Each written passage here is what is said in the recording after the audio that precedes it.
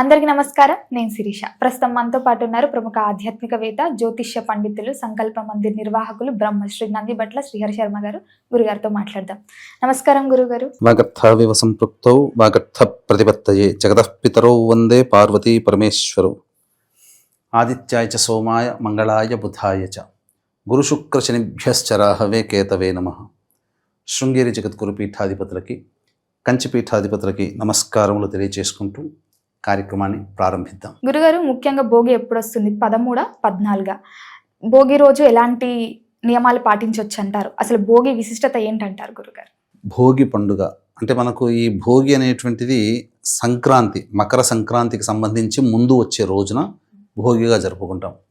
అయితే అసలు ప్రతి పండుగకి ముందు ఉండేటువంటి రోజుని భోగి, ప్రతి పండుగ తర్వాత ఉండేటువంటి రోజుని కనుమ అని మనం చెబుతాం. కానీ ఈ సంక్రాంతి పర్వదినం సందర్భంగా మాత్రమే ఈ యొక్క భోగి, కనుమ విశిష్టత బహుళ వ్యాప్తమై ఉన్నటువంటిది. ఇందులో గనక మనం వీక్షించేటువంటి 9 టీవీ ప్రేక్షకులు గమనించాల్సినటువంటిది చాలా చక్కటి విషయాలు అనేటువంటిది ఇప్పుడు మనం చర్చించుకోబోతున్నాం. ఆశాంతం వీక్షించే ప్రయత్నం చేయండి. ఇక ప్రధానంగా ఈ భోగి పండుగ చాలామందికి ఉండేటువంటి సందర్భం 13వ తారీఖు, 14వ తారీఖు. ఇది నిర్ణయించాల్సినటువంటిది జ్యోతిష్య పండితుల బాధ్యత కాదు. ఇది నిర్ణయించాల్సినటువంటిది సిద్ధాంతకర్తలు, పంచాంగకర్తల యొక్క బాధ్యత. ఎందుకనంటే మన భారతదేశంలోనమ్మ దాదాపు అనేక రకాలైనటువంటి గణాంక పద్ధతులు ఉన్నాయి. బారహస్పత్యమానమని, నిరయనమానమని, సూర్యమానమని, సౌరమానమని, చాంద్రమానమని. అయితే ఈ కన్ఫ్యూజన్ అనేటువంటిది ప్రతి పండుగల్లో ఉంటుంది. ఈ భోగి పండుగకు సంబంధించి సౌరమాన ప్రకారమైన నిరయన ప్రకారము 13వ తారీఖు జరుపుకోవాలని, 14వ తారీఖు మధ్యాహ్నం 3 గంటలకి సంక్రాంతి పుణ్యకాలం ప్రవేశిస్తుంది కాబట్టి సంక్రాంతి పండుగ 14 జరుపుకోవాలని 1, 2 పంచాంగాలు, కుప్పవారి లాంటి పంచాంగాలు. కానీ ఎక్కువ మంది పంచాంగకర్తలు ఆమోదించినటువంటిది భోగి పండుగ 14, సంక్రాంతి పండుగ 15, కనుమ 16గా జరుపుకోమని మనకు చెప్పబడింది. కాబట్టి అధిక శాతం పంచాంగకర్తలు నిర్ణయించిన దాని ప్రకారము మనం ఆమోదం తెలిపినట్లయితే 14 భోగి, 15 సంక్రాంతి, 16 కనుమ, ఇవి నిర్ద్వంద్వంగా మనం జరుపుకోవచ్చు. ఇందులో సందేహం లేదు. అయితే భోగి అనేటువంటిది భోగ భాగ్యాలని అందించేటువంటి పండుగ. కారణం ఏంటంటే మనది వ్యవసాయక భారతదేశం కాబట్టి ముఖ్యంగా రైతులు, పాడి పంట ఇవన్నీ కూడాను ఉండేటువంటిది. కాబట్టి పంట చేతికి వచ్చి రైతులు, యజమానులు, భూస్వాముల దగ్గర నుంచి కూలీ పని చేసేటువంటి వారిదందరికీ కూడాను ధనం అనేటువంటిది ఇబ్బడి ముబ్బడిగా ఉంటుంది. కాబట్టి భోగభాగ్యాల్ని అందించేటువంటి రోజుగా ఈ భోగి పండుగ. అయితే ఈ భోగి పండుగ అనేటువంటిది చాలా ప్రత్యేకమైనటువంటిది. ఈ రోజున చేయాల్సినటువంటిది భోగి మరియు సంక్రాంతి రోజున ప్రధానంగా అభ్యంగన స్నానం అనేటువంటిది ఆచరించాలి. అంటే సూర్యోదయం కంటే ముందే నల్ల నువ్వుల నూనెను ఒంటికి పట్టించి స్నానం ఆచరించాలి. ఇది మనకు శాస్త్ర ప్రకారం చెప్పబడినటువంటిది. సూర్యోదయం తర్వాత కనుక ఎవరైతే స్నానం ఆచరిస్తారో వారు రోగగ్రస్తులు కానీ, దారిద్ర్యహీనులు కానీ అవుతారు. అంటే ధనము నిలవదు, అనారోగ్యం పాలవుతారని అర్థం. అయితే ఈ భోగి పండుగ విశిష్టతలో మనకు ప్రధానంగా అందరికీ గుర్తొచ్చేటువంటిది పొద్దున్నే స్నానం ఆచరించగానే చేసేటువంటిది భోగి మంటలు. తర్వాత పిల్లలకి భోగి పళ్ళు పోయడం లాంటిది. ఇది అంతేకాకుండా ఈ రోజున భుజించాల్సినటువంటి ఆహారం ఖచ్చితంగా పులగము అని అంటారు. అంటే నువ్వులతో చేసినటువంటి పొంగలి, పులగము, నువ్వుల పిండి, లేదా నువ్వులతో చేసినటువంటి లడ్డూలు కానీ, లేదా నువ్వులతో చేసినటువంటి పిండి వంటలు కానీ ఈ భోగి పండుగ రోజున ఖచ్చితంగా భుజించాలి అని శాస్త్ర ప్రమాణం. ఇక దక్షిణాయన కాలానికి ఆఖరి రోజుగా ఈ భోగి, తదనంతరం సంక్రాంతి పుణ్యకాలం ప్రవేశిస్తుంది. కాబట్టి దానాది కార్యక్రమాలు సంక్రాంతి రోజున చేసుకోవాలి. ఈ భోగి పండుగ రోజున భోగి మంటలు మరియు భోగి పళ్ళు పోయడం లాంటిది విశేషంగా అశేష ప్రజానికము, మన గ్రామాల్లో ఉన్నటువంటి ప్రజలందరూ కూడా చేసుకునేటువంటి విశిష్ట పండుగ. అయితే భోగి మంటల్లో మనం గమనించుకున్నట్లయితే చాలామంది చేసేటువంటి తప్పులు ఏంటంటే పాత వస్తువులని అగ్నికి ఆహుతి చేయడం. మళ్ళీ ఈ విధంగా చేయడం అనేటువంటిది ఏంటి అని అంటే ఇది ఆచారంగా వచ్చింది. కానీ అసలు సిసలైనటువంటి పద్ధతి ఏంటంటే ఇప్పటి వరకు మనం ఏదైతే జీవన విధానం గడిపామో మనము ప్రధానంగా ఈ యొక్క గత జీవితంలో చేసినటువంటి తప్పులని, గత జీవితంలో అలవర్చుకున్నటువంటి లక్షణాలు, అంటే గత 2 సంవత్సరాలు, సంవత్సరం కిందట మనకు ఉన్నటువంటి లక్షణాల్లో దుర్లక్షణాలని పక్కకు పెట్టి ఈ సంక్రాంతి పండుగ రోజు నుంచైనా కానీ మంచిని పెంపొందించుకుంటాము, మంచి జీవితాన్ని ప్రారంభిస్తాం, మంచి నడవడిక అనేటువంటిది ఏర్పరచుకోవాలనేటువంటి యొక్క ఉద్దేశంతో చెప్పబడినటువంటి దుర్లక్షణాలను వదిలిపెట్టమన్నది. అంతేకాకుండా దీంట్లో ఈ భోగి మంటలు వేసేటువంటి దాంట్లో వైజ్ఞానికత మనకు యుగ యుగాల నుంచి వస్తున్నటువంటిది. అంటే ఏంటి, ఈ భోగి పండుగ చాలా ప్రత్యేకమైనది. ఏంటంటే మనకందరికీ తెలిసిందే గోదాదేవి కళ్యాణం. విష్ణు చిత్తుడు అనేటువంటి విష్ణు భక్తుడికి తులసి వనంలో జన్మించినటువంటి అమ్మాయి పెరిగి పెద్దయి నేను విష్ణుమూర్తిని తప్ప ఇంకెవరిని వివాహం చేసుకోనగానే తండ్రి సమ్మతించి ఆమెకు అంగీకారం తెలపగా విష్ణుమూర్తిని భక్తితో ఆనందంగా ప్రతిరోజు కూడాను ఒక పద్యం, అంటే మన పాశురం అంటారు, మన దాంట్లో పద్యం, ఇవి చదవడం వల్ల ఆ యొక్క స్వామికి నైవేద్యంగా పెట్టినటువంటి పొంగల్ని భుజిస్తూ అత్యంత భక్తి తత్పరతో ఒక మాసం రోజులు పూజించినటువంటి కారణం చేత ఆమె భక్తికి మెచ్చినటువంటి నారాయణుడు రంగనాథుడి రూపంలో ప్రత్యక్షమై నీ భక్తికి మెచ్చి నేను వివాహం చేసుకోదలుచుకుని నీ కోరికను నెరవేరుస్తాను, పలానా రోజు రామ్మ నేను వివాహం చేసుకుంటాను అనగా విష్ణు చిత్తుడు ఈ భోగి పండుగ రోజునే ఆ యొక్క గోదాదేవిని శ్రీరంగనాథుడి ఆలయానికి మేళతాళాలతో తీసుకుని వెళ్ళడం, ఆమెకు రంగనాథుడితో వివాహం జరిపించిన తర్వాత తదుపరి అంతరాలయంలోకి ప్రవేశం చేసి ఆమె సజీవంగా రంగనాథుడిలో ఐక్యమైనటువంటి రోజు. కాబట్టి వీక్షించేటువంటి భక్తి సమాచారం ప్రేక్షకులు ఎవరైనా కానీ వివాహ సమస్యలు, అంటే వివాహం కాక ఇబ్బంది పడుతున్నటువంటి వాళ్ళు ఎవరైనా అబ్బాయిలైనా అమ్మాయిలైనా, అలాగే దాంపత్య సమస్యలు అనగా భర్తని ఏలుకొనని భార్య అయినా, భార్యని ఏలుకొని భర్త అయినా ఎవరైతే ఇబ్బందులు పడుతుంటారో వారు ఈ రోజున గోదాదేవి కళ్యాణం చూసినా చేయించినా లేదా లక్ష్మీనారాయణ కళ్యాణం చూసినా చేసినా వారికి అచిరకాలంలో వివాహ సిద్ధి, దాంపత్యంలో ఉన్నటువంటి సమస్యలు తొలగి ఆనందకరమైనటువంటి జీవితాన్ని పొందుతారని శాస్త్ర ప్రవచనం. కాబట్టి ఈ అవకాశాన్ని అందరూ వినియోగించుకోండి. అలాగే ప్రధానంగా ఈ రోజున భోగి పళ్ళు పోస్తారమ్మా, భోగి మంటలు వేస్తారు. ఈ భోగి మంటల్లో పంచపల్లవాలు అనేటువంటివి వాడుకోవాలి. అంటే ఇక్కడ ప్రధానంగా మేడి, మర్రి, జువ్వి, మోదుగా, రావి, ఈ యొక్క 5 వృక్షాల యొక్క కాండాలని తీసుకుని వచ్చి మనం భోగి మంటల్లో వేయాలి. అంతేకాకుండా ధనుస్సు సంక్రమణం ప్రవేశం అనగా ధనుర్మాసం మొదటి నుంచి మొదలుకొని ఈ భోగి పండుగ రోజు వరకు ఉన్నటువంటి ప్రతిరోజు కూడాను ఇంటి ముందు ముగ్గు వేసి గొబ్బెమ్మలు పెడతారు. వాటిని సాయంకాలం కల్లా పిడికలుగా చేయడమో లేకపోతే అదే విధంగా పెట్టి ఒక హారంగా గుచ్చి పక్కకు పెడతారు. భోగి పండుగ రోజున ఇవన్నీ ప్రతి ఇంట్లో ఉన్నటువంటి వాళ్ళందరూ కూడా ఆ యొక్క గ్రామంలో మధ్యస్థలంలోకి, అంటే బొడ్రాయి దగ్గర కానీ, పెద్ద గ్రామం అయితే 4 కూడలు 2 కూడలు ఉన్నటువంటి దగ్గర అవన్నీ వేసి భోగిలో మంటలు వేస్తారు.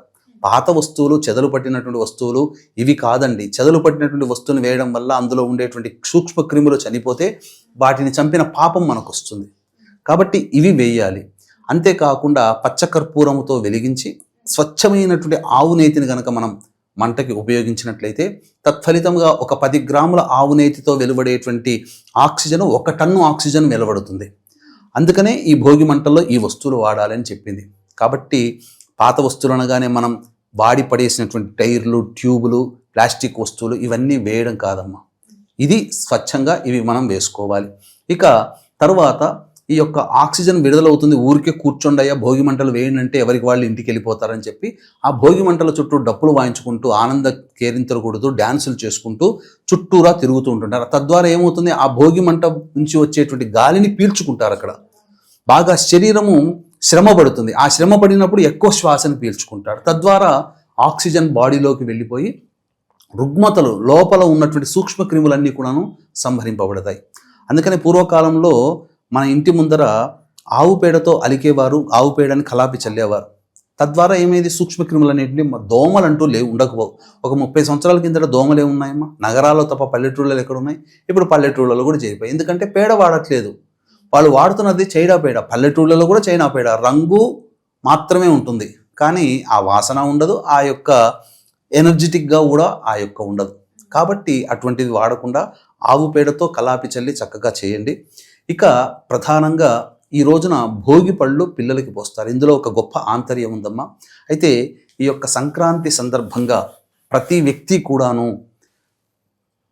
వారసుడు, ఆ కుటుంబానికి వారసుడు ఖచ్చితంగా తండ్రి వైపు 3 తరాలు, తల్లి వైపు 3 తరాల్లో మరణించిన వారి ఆత్మతృప్తి కోసం పిండ ప్రదాన కార్యక్రమం, తర్పణాది కార్యక్రమాలు విధిగా ఈ సంక్రాంతి పర్వదిన కాలంలో చేయాలి. కాబట్టి దగ్గరలో ఉన్నటువంటి మంచి బ్రాహ్మణుని పిలిపించుకొని ఈ కార్యక్రమం చేయవచ్చు. లేకపోతే మన పీఠం ఆధ్వర్యంలో మహామహిమాన్విత సుప్రసిద్ధ కాశీక్షేత్రంలో మీ తరపున బ్రాహ్మణుని కర్తగా పెట్టి పిండ ప్రధాన కార్యక్రమం, తర్పణాది కార్యక్రమాలు చక్కగా సశాస్త్రీయంగా చేయించడం జరుగుతుంది. అవకాశం ఉన్న వాళ్ళు ఈ యొక్క కార్యక్రమం తదనంతరం కాంటాక్ట్ చేసి మీ గోత్రనామాలు నమోదు చేసుకోవచ్చు. అలాగే పుష్య అమావాస్య ఆదివారము ఉత్తరాషాఢ నక్షత్రం కలిసిన మహాపుష్య అమావాస్య గొప్ప పర్వని మళ్ళీ మళ్ళీ రాదండి, సంవత్సరానికి ఒక్కసారి. ఇటువంటిది గొప్పదైనటువంటి అమావాస్య రోజున కాశీక్షేత్రంలో సర్వదోష నివారణ పూజలు హోమాలలో భాగంగా ప్రత్యంగిర, బగళాముఖి, రాజశ్యామల, వారాహి, ధూమవతి మరియు మేషమిథున, కర్కాటక, సింహ, కన్య, వృశ్చిక, ధనస్సు, కుంభమీన రాశుల్లో జన్మించిన వారికి శనిదోష నివారణ హోమాలు జరిపించి శక్తిపాతం చేసినటువంటి కరుంగలి మాల ఇవ్వడం జరుగుతుంది. అవకాశం ఉన్న వాళ్ళు అది సాయంకాలం 6 గంటల లోపల మీ గోత్రనామాలు 18వ తారీఖు రోజున నమోదు చేసుకోవచ్చు. స్క్రీన్పై కనిపిస్తున్న నెంబర్కి కాంటాక్ట్ చేసి నమోదు చేసుకోవచ్చు. ఇక ప్రధానంగా భోగి పళ్ళు అనేటువంటిది ఈ యొక్క ఆచారంగా పోస్తారు. భోగి పళ్ళల్లో వాడేబడేటువంటి వస్తువులు ఏంటంటే బియ్యము, చెరుకుగడ, నాణెములు మరియు రేగుపళ్ళు. ఈ రేగుపళ్ళు అనేటువంటిది సంస్కృతంలో బదరిక అని అంటారు. కాబట్టి మనకు ఈ రేగిపండుని బాగా పండిన రేగిపండుని మనం ఇలా పట్టుకొని చూస్తే ఉదయిస్తున్న సూర్యుడు ఎలా ఉంటాడో అలాగే ఉంటుంది. అంతేకాకుండా మనం చార్ధామ్ యాత్రలో మనం చూసినటువంటి బద్రీనాథ్ క్షేత్రం కూడా దర్శిస్తాం. అసలు బద్రీనాథ్ అనేటువంటిది ఎందుకు వచ్చిందంటే ఆ నారాయణుడు బదరికా వనంలో తపస్సు చేసి ఉన్నాడు కాబట్టి, అది బదరికా వనంలో చేశాడు కాబట్టి బద్రీనాథుడు అయ్యాడు, అక్కడ వెలిశాడు కాబట్టి. ఇది దీనికి ఉన్నటువంటి ప్రాశస్త్యం. కాబట్టి చిన్నపిల్లల్ని సాయంకాల ప్రదోషకాల సమయంలో ఇంట్లోని అందరూ కూడా, పెద్దలందరూ కూడా, చుట్టుపక్కల ఉన్నటువంటి పెద్దలు, స్నేహితులందరూ కూడా సంవత్సరం మొదలుకొని 10 సంవత్సరాల బాలుల వరకు కూడా ఈ యొక్క భోగి పళ్ళు అనేటువంటి పోయవచ్చు. ఈ కూర్చోబెట్టేటువంటి విధానం కూడా పిల్లల్ని తూర్పు వైపున కానీ పడమర వైపున కానీ కూర్చోపెట్టి భోగి పళ్ళు ఇలా ధారగా ఈ యొక్క బ్రహ్మరంధ్రం గుండా వేయాలి. ఇక్కడ బ్రహ్మరంధ్రం అంటే పుట్టినప్పుడు మెత్తగా ఒక గుంతలాగా ఉంటుంది, పెరిగి పెద్దవుతున్న కొద్దీ ఎముక పెరగడం, బ్రెయిన్కి సంబంధించింది, మూసుకుపోతుంది.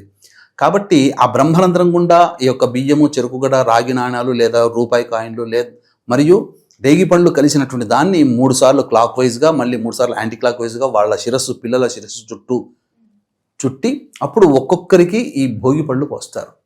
దీనివల్ల ఏమవుతుంది, ఆటిజం భావాలు అనేటువంటివి ఉండవు. ఈ కాలంలో 100కి 10-15 మంది పిల్లలు ఆటిజం భావాలతో జన్మిస్తున్నారు. పూర్వకాలంలో ఇట్లాంటి ఆటిజం భావాలు లేవే. అంటే జ్ఞాపక శక్తి పెరుగుతుంది, అలాగే బుద్ధి కూడా వికసిస్తుంది. ఈ యొక్క భోగి పళ్ళు పోయడంలో ఉన్నటువంటి అంతరార్థం, ఇంతటి గొప్పదైనటువంటి అంతరార్థాన్ని అందరూ కూడా ఆచరించండి. అంతేకాకుండా ఈ యొక్క భోగి మంటలు వేసిన తర్వాత ఆ భోగి మంటల్లో ఉన్నటువంటి బూడిదని, విభూతిని నుదుటన ధరిస్తారు, దిష్టి దోషములు తొలగిపోతాయి. అంతేకాకుండా ఈ భోగి పండుగ సందర్భంగా ప్రతి ఇంట్లో కూడాను ఇంట్లో ముగ్గులు వేస్తారు ఇంటి ముందర. ఆ ముగ్గులు వేసిన తర్వాత ఆ ముగ్గుల్లోంచి ఒక పాయ ఇలా తీసుకుంటూ పక్కింటి వాడికి ముగ్గు కలుపుతారు, మళ్ళీ వాళ్ళు ఇంకో పక్కింటి వాళ్ళకి, ఇలా ఈ కలిపి ఎక్కడి దాకా వెళుతుంది, అది భోగి మంటలు వేసే ప్రదేశం దాకా తీసుకువెళ్తారు. అంటే దీంట్లో ఉన్నటువంటి అంతరార్థం 2 వైజ్ఞానికంగా ఏంటంటే ఆ భోగి మంటల్లో ఉన్నటువంటి శక్తి అంతా ప్రతి ఇంట్లో ఆ రంగవల్లికలుగా వేసినటువంటి ముగ్గుల ద్వారా ప్రతి ఇంటికి చేరి ఆ శక్తిని ఇస్తుందని, అంతేకాకుండా ఈ రూపేణానైనా కానీ చుట్టుపక్కల వారితో ఏమైనా తగాదాలు, విభేదాలు కనుక ఉంటే ఆ ఇంటిని కలుపుకోవడం వల్ల మనం వాళ్ళతో కలుస్తున్నాము, మనం స్నేహంగా మళ్ళీ మన స్నేహ హస్తాన్ని అందిస్తున్నామనే భావనతో ప్రతి ఇంటికి ముగ్గును ఆ విధంగా కలుపుకుంటూ వెళుతుంటారు. దీని ద్వారా సర్వ మానవులకి సంబంధించినటువంటి ప్రేమ, ఆప్యాయతలు, స్నేహ బంధాలు పెరుగుతాయి. ఎన్ని విభేదాలున్నా ఈ పండుగ రోజునైనా కానీ కలిసిపోతారనే ఉద్దేశంతో ప్రతి ఇంటి ముగ్గుని కలుపుకుంటే ఆచారం అనేటువంటిది వచ్చింది. అంతేకాకుండా ఈ భోగి పండుగ సందర్భంగా చాలామంది వివాహం కాని అమ్మాయిలు ఈ భోగి పండుగ రోజు నుంచి గొబ్బి పేరంటాలమ్మ అనేటువంటి వ్రతాన్ని ఆచరిస్తారు. చక్కటి మట్టితో, అనగా నది దగ్గర ఉన్నటువంటి మట్టి కానీ లేదా చెరువు దగ్గర ఉన్నటువంటి మట్టి కానీ వాటితో ఒక బొమ్మను, గౌరీ అమ్మవారి బొమ్మను తయారు చేసి ఈ భోగి పండుగ రోజున నిలబెట్టి అమ్మవారిని పూజిస్తారు. ఉదయము సాయంకాల సమయంలో పూజించి నైవేద్యముగా వివిధ రకాలైనటువంటి ఆకుకూరలు, కాయగూరలు పెడతారు. ఇలా భోగి, సంక్రాంతి, కనుమ రోజు మరియు ముక్కనుమ రోజు చేసి ఆ ముక్కనుమ రోజున అమ్మవారిని నిమజ్జనం చేస్తారు. ఈ విధంగా చేయడం వల్ల వివాహం కాని అమ్మాయిలకి కోరుకున్న జీవిత భాగస్వామి లభిస్తాడని శాస్త్రవచనం. ఈ విధమైనటువంటి ఆచారం కూడా ఈ భోగి పండుగ రోజున మొదలైంది. కాబట్టి వీక్షించేటువంటి భక్తి సమాచారం ప్రేక్షకులందరూ కూడా ఈ చెప్పినటువంటి విషయాల్ని ఆకలింపు చేసుకొని మీకు శాస్త్రీయ ప్రకారంగా చేసుకునే విధంగా అలవర్చుకోండి. తత్ఫలితముగా మీరు అసలు సిసలైనటువంటి భోగి పండుగ యొక్క మహత్యాన్ని పొందిన వాళ్ళు అవుతారు. భోగి మంటల్లో ప్లాస్టిక్ వస్తువులు, ఇతరత్ర వస్తువులు చెదలు పట్టిన వాటిని వేయకండి, మూలపడ్డ వస్తువులు వేయకండి. పాత భావాలు పోయి కొత్త మంచి భావాలు పొందుపరుచుకోవాలనే ఉద్దేశంతో భోగి మంటలు వేస్తారు. పిల్లలకి ఆయురారోగ్యాలు, ముఖ్యంగా దిష్టి తొలగాలనేటువంటి ఉద్దేశంతో మంచి జ్ఞాపక శక్తి, చైతన్యం రావాలి, బుద్ధి వికసించాలనే ఉద్దేశంతో ఈ భోగి పళ్ళు పోస్తారు. ఇవన్నీ కూడాను ఆచరించండి. అంతేకాకుండా మనకు ఒక పురాణ గాథ ప్రకారము వామనావతారంలో వామనుడు ఈ యొక్క బలి చక్రవర్తిని పాతాళ లోకానికి పంపించినటువంటి రోజుగా కూడా మనము చెప్పబడి ఉన్నటువంటి కారణం. కాబట్టి ఈ రోజున ఇన్ని విశేషమైనటువంటి పర్వదినాలు ఉన్నాయి. కాబట్టి ఈ రోజున ప్రధానంగా ధూమపానము, మద్యపానము, మాంసాహార భోజనము, అలాగే దాంపత్యము పనికిరాదు. వీలైనంత వరకు వాటిని అవాయిడ్ చేసే ప్రయత్నం చేయండి.